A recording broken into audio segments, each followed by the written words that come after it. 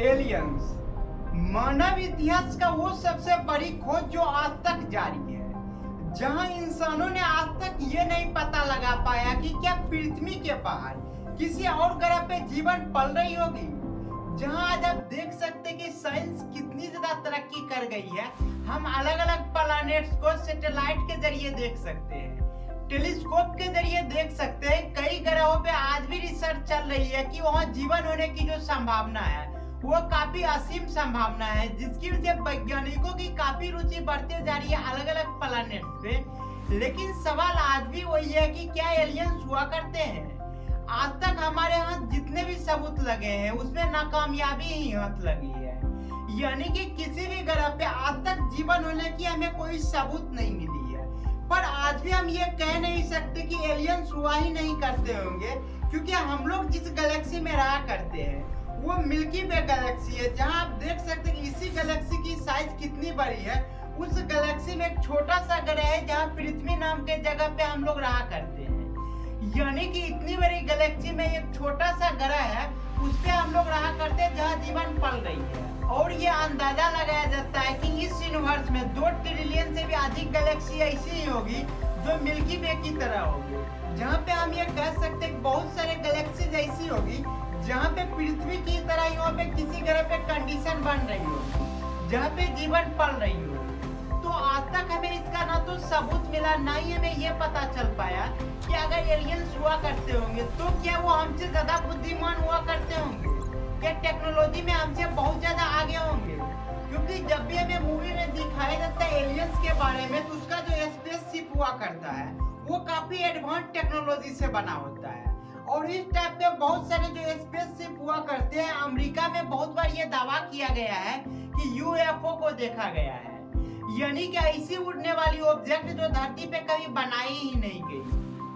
जब भी हम एलियंस के बारे में सोचा करते थे हमें कुछ इस टाइप के विजुअल्स नजर आते हैं कि कोई हरा टाइप का पूरा इंसान होगा, यानी कि पृथ्वी पे हम देखा करते हैं जिस प्रकार से इंसान चला करते हैं, अलग अलग जानवर चला करते हैं। लेकिन जब भी हम एलियंस की बात करते हैं तो हमारे नजर में कुछ इस टाइप के फिगर आते हैं, जहाँ पे आप देख सकते हैं कि कैसे एलियंस पूरा हरा है, जहाँ पे इसकी किस प्रकार से आंखें हैं, किस प्रकार से उंगलियां हैं। तो जब भी हम एलियंस की बात किया करते हैं तो हमारे मन में जो विजुअल्स आया करती है वो बेसिकली हमारी कल्पना हुआ करती है। जैसे कि हम देखते हैं कि इंसान इस टाइप से चल रहे हैं तो हमें ऐसा लगता है कि जहाँ पे एलियंस हुआ करते होंगे वो भी कुछ इसी प्रकार से चलते होंगे, इसी प्रकार से बातें करते होंगे। लेकिन ये उतना ही काल्पनिक चीजें हैं जैसे कि हमारे सपना में जो चीज आ रही होती है। और ये एलियंस की बातें सिर्फ आज से ही नहीं चलती आ रही है, बल्कि ये बरसों पहले से चलते आ रही है,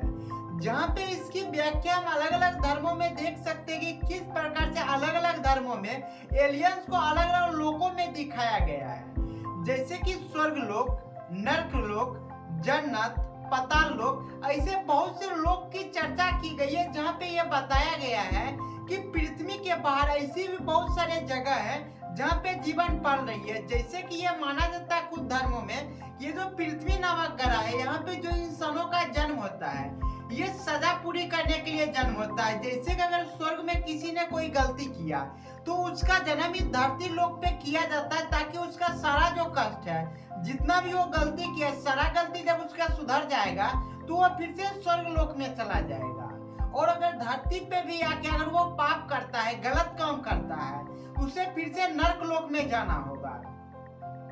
यानी कि ये जब भी हम लोक की बात किया करते थे ये एलियंस की ही बात किया करते, बस आज के तौर में जब साइंस में जब हम बात किया करते थे इसे एलियंस कहा करते हैं, यही अलग अलग धर्मों में इसे लोक के रूप में डिस्क्राइब किया गया है। जब से इंसानों में ये समझ आई है कि पृथ्वी के बाहर भी बहुत सारे ग्रह हैं, ऐसे ही ग्रह जहाँ पे हम रहा करते हैं, तब से सबसे बड़ा सवाल सबका यही रहा है कि क्या इंसान धरती के बाहर भी रहा करते होंगे। यानी कि जिस प्रकार से पृथ्वी पे इतने सारे जीव जंतु को देखा करते हैं, क्या धरती के बाहर किसी और ग्रह पे इतने जीव जंतु रहा करते होंगे। तो आइए आज की इस वीडियो में काफी डिटेल में हम लोग ये बात करने वाले हैं कि क्या धरती के बाहर जीवन होने की संभावनाएं है या नहीं।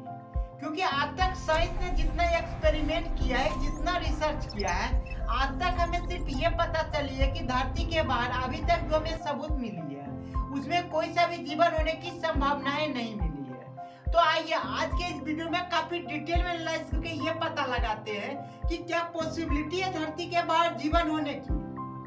आज तक साइंस में जितनी भी रिसर्च की गई है एलियंस लाइफ को लेके, एक्चुअली में वो कभी एलियंस के लाइफ को लेकर रिसर्च था ही नहीं। आज तक जितने भी साइंटिस्ट ने रिसर्च करने की कोशिश की धरती के बाहर जीवन को पाए जाने की, उसमें कभी भी जीवन की खोज नहीं की गई, बल्कि धरती पर रहने वाले जितने भी जीव जंतु हैं इसी प्रकार के जीव जंतु को अलग अलग ग्रह पे ढूंढने की कोशिश की गई। अलग अलग ग्रह पे जब भी हम जीवन होने की बात किया करते हैं तो हम ये देखा करते हैं कि क्या वहाँ पे ऑक्सीजन अवेलेबल है, क्या वहाँ पे वाटर मॉलिक्यूल्स अवेलेबल है, क्या वहाँ पे कार्बनिक चीज अवेलेबल है। यानी कि धरती पे जितने भी एटम्स अवेलेबल है जिसकी वजह से जीवन बनी है, हम अलग अलग ग्रह पे उसी सारे फैक्टर को ढूंढा करते हैं। यानी कि जब भी हम अलग ग्रह पे जीवन ढूंढने की बात करते हैं तो कभी भी हम नए जीवन की तलाश में नहीं जाते, बल्कि हम ये देखते हैं कि जिस प्रकार से धरती पे जीवन का डेवलपमेंट हुआ है, जिस प्रकार से धरती पे जितने भी सजीव चीज है वो बेसिकली कार्बनिक चीजों से बनी होती है, उसी प्रकार से जब हम अलग ग्रह पे ढूंढने जाते हैं कि क्या वहाँ पे जीवन है तो हम ये देखा करते हैं वहाँ कार्बन एटम्स है या नहीं। अगर कार्बन एटम्स है तो वहाँ पे वाटर है कि नहीं, अगर वाटर भी है तो ये देखते हैं वहाँ पे ऑक्सीजन है या नहीं। इन सभी चीजों को देखने के बाद हम ये अंदाजा लगाते हैं कि क्या वहाँ का टेम्परेचर सही है जो कि इंसानों के लिए जरूरी है। उसका जो नॉर्मल टेम्परेचर रहता है वो 0 डिग्री से 70-80 डिग्री तक रहता है। अगर इसके हम ज्यादा ऊपर जाते हैं तो वहाँ पे जीवन की जो संभावनाएं हैं वो काफी स्पीड से कमने लगती है, और अगर यही माइनस में जाते हैं तो वहाँ पे काफी मुश्किल लाइफ हो जाती है। यानी कि एक सर्टेन रेंज होती है, अगर इस रेंज के बाहर जब टेम्परेचर की हम लोग बात करते हैं तो हम ये मान के चलते वहाँ पे धरती वाले कोई सा जीव सर्वाइव नहीं कर पाएगा। यानी कि जब हम अलग ग्रह पे जाते हैं जीवन को ढूंढने के लिए तो हमारे मन में हमेशा एक चीज फिक्स रहती है कि जिस प्रकार से धरती पे जीवन पल रही होती है, अगर ऐसा ही कंडीशन होगा तो वहाँ पे लाइफ होगा, अगर इसके अलावा कोई दूसरा कंडीशन होगा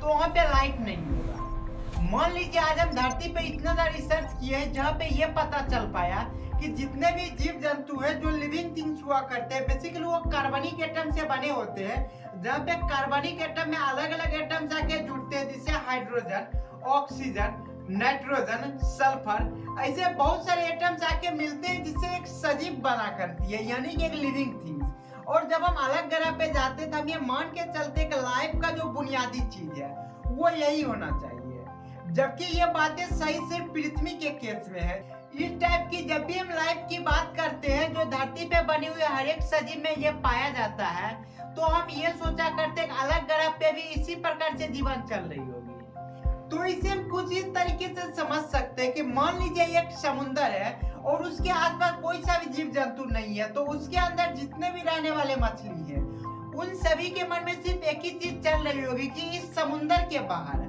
हमें जमीन दिखाई देती है, और चूंकि वहाँ पे जमीन है तो वहाँ पे कोई सा भी लिविंग थिंग्स नहीं रह सकती, क्योंकि जीवन के लिए पानी के अंदर उसको रहना जरूरी है। और जैसे ही समुंदर के बाहर जाते हैं तो हमें जमीन मिला करती है। यानी कि समुंदर के अंदर जितने भी जीव जंतु रहा करते हैं वो एक कंडीशन सेट किए कि लाइफ की क्या डेफिनेशन है और जीवन किस तरीके से सरवाइव कर सकती है। तो उससे ये पता चलता है कि जीवन को सरवाइव करने के लिए पानी का होना बहुत जरूरी है। यानी कि पानी के अंदर जब तक हम डूबे हैं तब तक हमारे अंदर जीवन है, तब तक हम जीवित रह सकते हैं। अगर हम कोई ऐसी जगह पे चले जाएंगे जहाँ पे पानी हुआ ही नहीं करती है तो लाइफ का होना संभव ही नहीं है। तो समुद्र के अंदर रहने वाले जितने भी जीव है उनका जो ये मानना है, ये जो सोचना है वो पूरी तरह से सही है,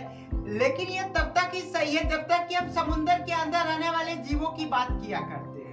और जब हम देखते हैं कि समुद्र के बाहर आते हैं तो यहाँ भी एक अलग दुनिया चल रही होती है, जहाँ पे देखते हैं अलग अलग जानवर किस प्रकार से जमीन पे रहा करते हैं। अगर यहाँ पे रहने वाले जानवर को हम ये बोलेंगे या इंसानों को ये बोलेंगे कि तुम्हें पानी के अंदर डुबा के रखेंगे, तब जाके उसे ये समझ आएगी कि पानी के अंदर हम जिंदा रह नहीं सकते। यानी कि इंसानों को जिंदा रहने के लिए ये जरूरी है कि इसे पानी चाहिए, पर पानी के अंदर ये मछली की तरह नहीं रह सकता। तो अब जो यहाँ पे इंसान कंडीशन सेट करेगा कि इंसानों को जिंदा रहने के लिए जमीन का होना बहुत जरूरी है और जमीन पे ऑक्सीजन का होना, अलग अलग तत्वों का होना बहुत जरूरी है जिसकी वजह से लाइफ को कैरी कर सकते हैं। तो यहाँ पे हम देख सकते हैं कि सबका एक अलग अलग डेफिनेशन सेट होता है लाइफ के लिए, जहाँ पे कोई सा भी यूनिवर्सल ट्रूथ नहीं होता। पानी के अंदर रहने वाले जीव के लिए एक अलग डेफिनेशन है, धरती पर रहने वाले जीव के लिए एक अलग डेफिनेशन है। लेकिन जब हम अलग अलग ग्रहों पे रिसर्च करने जाते हैं तो हम हमेशा ये ढूंढते हैं कि वहाँ पे ऑक्सीजन है या नहीं, वहाँ पे कार्बन डाइऑक्साइड है या नहीं, क्या वहाँ पे कार्बन एटम है, क्या वहाँ पे कार्बनिक जीव बनाए जा सकते हैं। यानी कि हम अलग अलग ग्रह पे जाके भी पृथ्वी जैसा ही माहौल को ढूंढने की कोशिश करते हैं, जबकि हमें ये समझना चाहिए कि सबसे पहले धरती पे लाइफ कैसे बनी, इस पे रिसर्च करना चाहिए। तो जब हम इस पे रिसर्च करते हैं तो हमें ये पता चलता है नॉन लिविंग थिंग्स जब एक निश्चित कंडीशन में आती है, उसमें जो कॉन्शियसनेस होती है वो सोल का रूप लेती है, और जैसे ये सोल में कन्वर्ट हो जाती है तो ये लाइफ की तरह बिहेव करती है, एक जीवन की तरह, एक लिविंग थिंग्स की तरह। तो हो सकता है अलग अलग ग्रह पे जो जीव बन रहे होंगे वो दिखने में हमारी आंखों से दिखाई नहीं दे सकते होंगे, जैसे कि ये आंखों का जो खोज हुआ है, ये जन्म से ही आंखों का खोज नहीं हुआ। जब स्टार्टिंग में लाइफ शुरू हुई थी तो उस समय के जीव में आंखें नहीं हुआ करती थी, लेकिन टाइम के साथ साथ जब अलग अलग सेंसेस का जन्म हुआ, यानी कि पहले कान भी नहीं हुआ करते थे, आंखें भी नहीं हुआ करते थे, सिर्फ एक यूनिसेलुलर ऑर्गेनिज्म हुआ करती थी। जहाँ आज भी हम देख सकते हैं बहुत सारे जीव ऐसे भी हुआ करते जिनमें आंखें नहीं हुआ करती, और हम ये कह सकते हैं कि उनके पास आंखें नहीं हुआ करती तो वो देख नहीं सकते होंगे, पर हो सकता है उसके अंदर एक ऐसी सेंसेस हुआ करते होंगे जो हमसे बेहतर तरीकों से देख सकते होंगे। अगर आपको लग रहा होगा कि ये कौन सी बातें हो रही है, तो आप यहाँ पे ये देख सकते हैं कि हम जो आंखों से देखते हैं वो ऑब्जेक्ट को देखा करते हैं काफी क्लियर के रूप में, लेकिन जो सांप देखा करती है बेसिकली वो थर्मल कैमरा की तरह देखा करती है। जैसे कि किसी चीज में अगर गर्मी है तो गर्मी और ठंडी के बीच जो डिफरेंस हुआ करती है, उन चीजों से वो चीजों को देखा करती है। जैसे कि हम लोग जब थर्मल कैमरा से किसी भी चीजों को देखते हैं तो वहाँ पे अलग दुनिया नजर आती है, पर हम नॉर्मल कैमरा से देखते हैं तो वहाँ पे अलग दुनिया नजर आती है। तो इसी प्रकार से जब हम अलग अलग ग्रह पे रिसर्च करने जाते हैं एलियंस के लाइफ को लेके, तो हमें बाइज होके नहीं चलना चाहिए। यही कारण है कि आज तक हमें इसका सबूत नहीं मिला है कि एलियंस लाइफ है या नहीं, क्योंकि एलियन लाइफ हो सकता है वो कार्बनिक से नहीं बनके सिलिकॉन से बना हो सकता है वो हाइड्रोजन एटम से बना हो सकता है कोई ऐसी एटम से बना हो वहाँ का लाइफ जिसे हम आज तक देख ही नहीं सकते, यानी कि धरती पे उस प्रकार का एटम्स हुआ ही नहीं करते होंगे जिससे एलियंस बने हैं। अब आप सोच रहे होंगे कि ये कैसी बात है कि ऐसी भी लाइफ हुआ करती होगी जिसे हम देख नहीं सकते। तो यहाँ पे आप देख सकते हैं कि किस प्रकार से एयर मॉलिक्यूल्स अवेलेबल है हमारे आसपास कितनी ज्यादा हवाएं अवेलेबल है, पर हम उसे देख नहीं सकते। जैसे कि हम अल्ट्रा वायलेट रे को नहीं देख सकते, इसी प्रकार से हो सकती है कि आज जो हमारे पास जितने भी इंस्ट्रूमेंट है, हमारी जो आंखें हैं ये इतना कैपेबल नहीं है कि हम एलियंस लाइफ को देख सकते हैं। लेकिन जब भी हम एलियंस लाइफ की बात किया करते तो हमें ऐसा लगता है कि 5 से 6 फीट का एलियंस हुआ करता होगा। हो सकता है एलियन माइक्रो रेंज में हुआ करता होगा, नैनोमीटर में, यानी कि इतना छोटा जिसे हम आंखों से कभी देख नहीं सकते। तो जब भी हम एलियंस लाइफ की बात किया करते हैं तो हम हमेशा अर्थ सेंट्रिक होकर सोचा करते हैं, जो कि ये पूरी तरह से गलत चीजें हैं। क्योंकि जब अलग अलग ग्रह पे जाते हैं तो वहाँ के बहुत सारे एटम्स ऐसे होते होंगे जो वहाँ पे नए एटम्स होते होंगे, जिसे पृथ्वी पे न तो कभी देखा गया है, न ही वो पृथ्वी पे अवेलेबल हुआ करती है। यानी कि जब अलग अलग एटम से अलग अलग जीव बनेंगे तो उसका बिहेवियर अलग होगा, उसका स्ट्रक्चर अलग होगा। पर प्रॉब्लम यह है कि आज तक इंसानों ने इस बात को समझ नहीं पाया कि लाइफ की डेफिनेशन क्या होती है। जहाँ पे इंसान आज ये कहा करता है कि जिसके अंदर लिविंग सेल्स हुआ करती है वो बेसिकली सजीव हुआ करते हैं, यानी कि लिविंग थिंग्स। और जब भी हम लिविंग थिंग्स की डेफिनेशन देते तो हम ये कहते हैं जो प्रजनन कर सके, जो टाइम के साथ साथ खुद को ग्रो कर सके, जो अपने ही जैसे संतानों को पैदा कर सके, ऐसी चीजें जिन चीजों में रहा करेगी हम उसे सजीव कहा करेंगे। लेकिन जब बातें यूनिवर्स की आती है, जहाँ पे देखते हैं कि किस प्रकार से टाइम के साथ साथ यूनिवर्स फैलते जा रही है, हर एक टाइम में एक नए ग्रह की जन्म होते जा रही है, तो इसे देख के हम कहते हैं कि नहीं, यूनिवर्स जीवित नहीं है। जीवन की जब हम बात किया करते तो सिर्फ धरती पे रहने वाले जितने भी जीव हुआ करते हैं, जिसके अंदर लिविंग सेल्स हुआ करते हैं, जिसे हम डिफाइन कर चुके हैं, यही जीवन है। अगर इसके अलावा कोई कार्बनिक चीजों से नहीं बनी हुई है, जो सांसों के रूप में ऑक्सीजन नहीं ले रही है, तो उसे हम जीवन कहेंगे ही नहीं, उसे लिविंग थिंग्स कहेंगे ही नहीं। पर जब हम ओवरऑल देखा करते हैं कि जीवन क्या होती है, कैसे हम डिफाइन कर सकते हैं कि जीवित प्राणी क्या होती है या लिविंग थिंग्स क्या होती है, तो हम बोलते हैं प्रजनन करते हो, जो टाइम के साथ ग्रो करते हो। पर जब अलग अलग चीजों में इसी टाइप के ग्रोथ को देखते हैं तो हम उसे जीवन समझते ही नहीं। जब इस अप्रोच के साथ हम अलग अलग ग्रह पे जाया करते हैं तो वहाँ पे सिर्फ हम ये देखा करते हैं, अगर ऑक्सीजन नहीं है, कार्बनिक एटम्स नहीं है, तो वहाँ पे जीवन नहीं है। यानी कि जीवन ढूंढने के लिए हम हमेशा उस ग्रह को टारगेट किया करते हैं जहाँ पे वाटर्स के मॉलिक्यूल्स मिला करते हैं। अगर वाटर मॉलिक्यूल्स अवेलेबल नहीं है तो हम ये मान के चलते वहाँ पे जीवन हो ही नहीं सकता। जबकि जीवन कोई ऐसी चीज नहीं है जो एग्जिस्ट करे।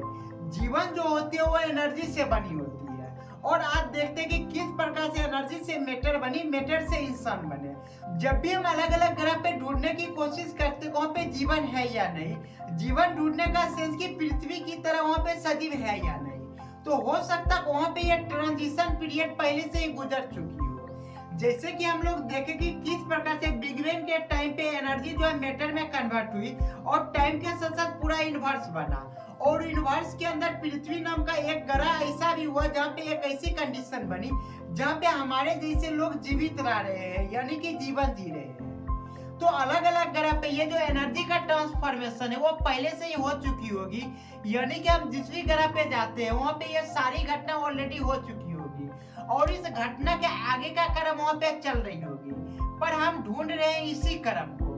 जैसे कि आप देख सकते हैं कि हम जब कैलेंडर की बात किया करते हैं और आज का तारीख में जिसे कि हम देखते हैं आज 2025 चल रही है, तो इस ग्रह के लिए अब ये दोबारा 2025 आएगी ही नहीं। अगर कोई नया ग्रह बनती है तो उसके लिए 2025 आएगी, उसके बाद का साल भी आएगा, पर वो साल कभी भी रिपीट नहीं होगा। तो उसी प्रकार का एनर्जी का जो ये फॉर्मेशन है, जो आज हम देखते हैं कि किस प्रकार से एनर्जी से ऑब्जेक्ट बना और ऑब्जेक्ट का ये फॉर्म है ह्यूमन, जहां हम देख सकते हैं कि किस प्रकार से कुछ ऑब्जेक्ट ऐसा भी बना जो टाइम के साथ साथ ग्रो कर सकता है, जो अपने आप को डिवाइड कर सकता है, कुछ तो प्रजनन कर सकता है और कुछ के अंदर कैपेबिलिटी है वो अपने इससे ही चीजों को बना सकता है। तो इन चीजों को हम लाइफ बोला करते हैं। और ये जो सेंस हुआ करती है ये सिर्फ अर्थ के ही केस में सही हुआ करती है। यही उदाहरण के तौर पे जब हम पानी के अंदर रहने वाले जीवों की बात किए थे, अगर वो मान लीजिए अलग अलग ग्रहों पे जाके रिसर्च करती है तो वो ये देखेगी कि पानी का सिर्फ समुंदर अगर जहाँ पे नहीं है तो वहाँ पे जीवन हो ही नहीं सकती। और वही इंसान अगर कहीं पे ढूंढने की कोशिश करता तो वो देखता है कि सिर्फ समुंदर रहने से चीज नहीं होगी।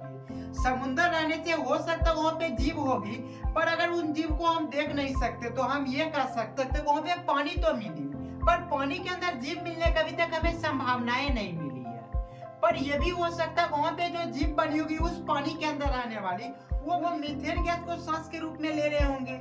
या फिर नाइट्रोजन को ले रहे होंगे, जिसकी वजह से उसका जो बॉडी स्ट्रक्चर है वो बिल्कुल अलग तरीके से बनी होगी। तो फाइनली आज के इस वीडियो में हम लोग ये समझ पाए कि एलियन बेसिकली किस तरीके से हो सकते हैं, जबकि आज तक हम सिर्फ यही सोचा करते थे कि इंसानों की तरह वो चलते होंगे, वो भी सांस के रूप में ऑक्सीजन ही लिया करते होंगे।